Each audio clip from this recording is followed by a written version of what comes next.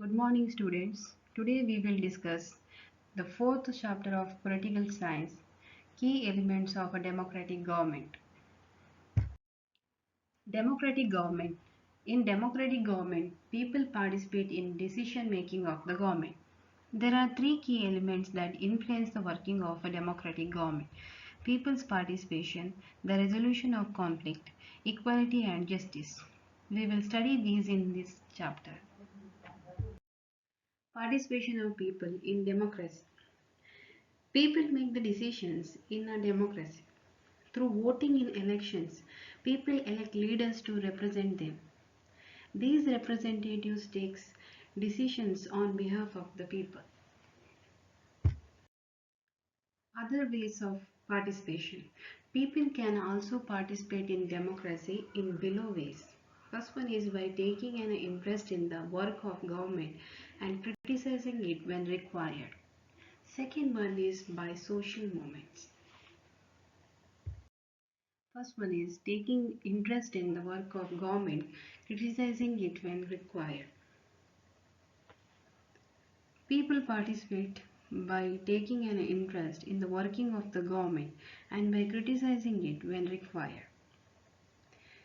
They can express their views by organizing rallies, strikes, etc.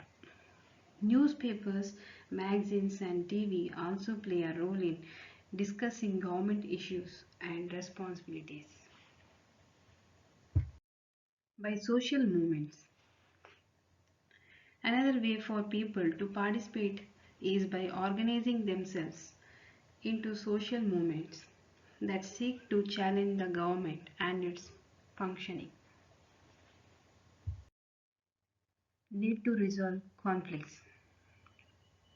Conflicts occur when people of different culture, religious, regions, or economic backgrounds do not get along with each other, or when some among them feel they are being discriminated.